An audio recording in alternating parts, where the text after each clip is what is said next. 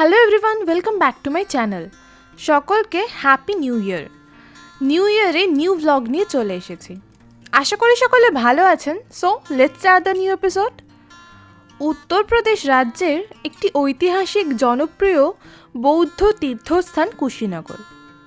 গোরক্ষপুর থেকে 53 কিলোমিটার দূরে অবস্থিত এই কুশীনগর।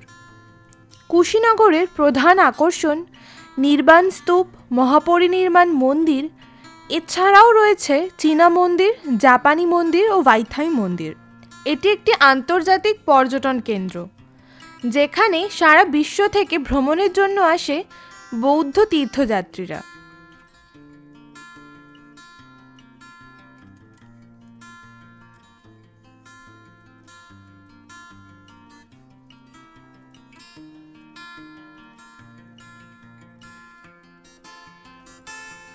মন্দিরের পাশে রয়েছে বুদ্ধ সরোবর।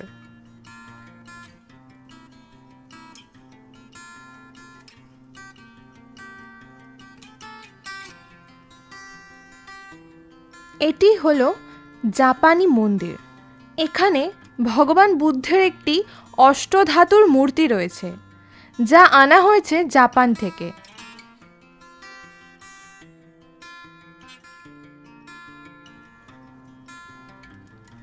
মন্দিরে রয়েছে বৌদ্ধ সন্ন্যাসীদের কিছু মূর্তি।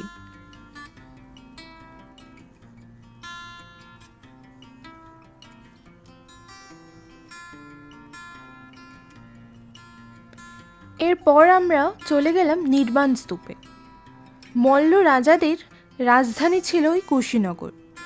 বৌদ্ধ মতে গৌতম বুদ্ধ এখানেই মহাপরিনির্বাণ লাভ করেছিলেন।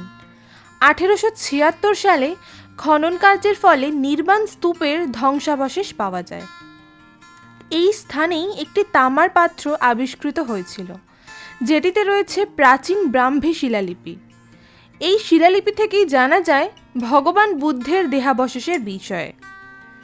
তার সাথে এই স্থানে খ্রিস্টীয় 5ম শতাব্দীর রৌপ্য মুদ্রাও পাওয়া গেছে।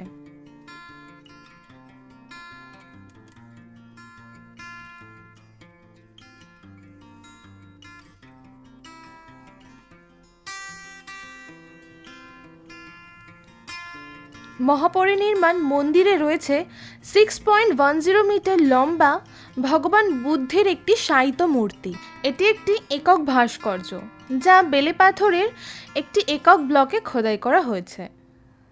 হেলান দেওয়া বুদ্ধের মূর্তিটি তার ডান দিকে পশ্চিম দিকে মুখ করে বিশ্রামরত অবস্থায় পাওয়া যায়।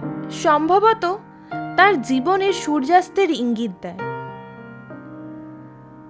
শিলালিপি থেকে জানা যায় মূর্তিটি 5ম শতাব্দীর। মূল স্তূপটি একটি বৃত্তাকার ভিত্তির ওপর উত্থিত। 1956 সালে বুদ্ধ জয়ন্তীর 2500তম জন্মবার্ষিকীতে মন্দির এবং স্তূপ তাদের বর্তমান রূপ ধারণ করে। গোরক্ষপুর যেতে যেতে সন্ধ্যা হয়ে গেল। গোরক্ষপুরের প্রধান আকর্ষণ গোরক্ষনাথ মন্দিরে চলে গেলাম। মন্দিরের আলোকসজ্জা আকর্ষণীয়। মন্দির পরিসরও অত্যন্ত সুন্দর। মন্দির দর্শনের পাশাপাশি আপনি লাইট অ্যান্ড সাউন্ড শোও উপভোগ করতে পারবেন।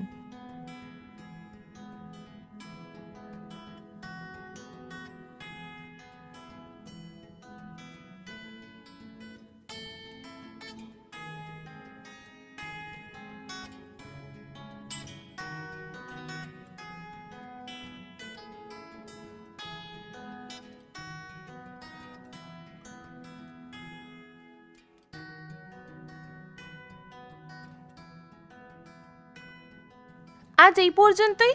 দেখা হচ্ছে আবার নেক্সট এপিসোডে। Please like and share the video and don't forget to subscribe the channel.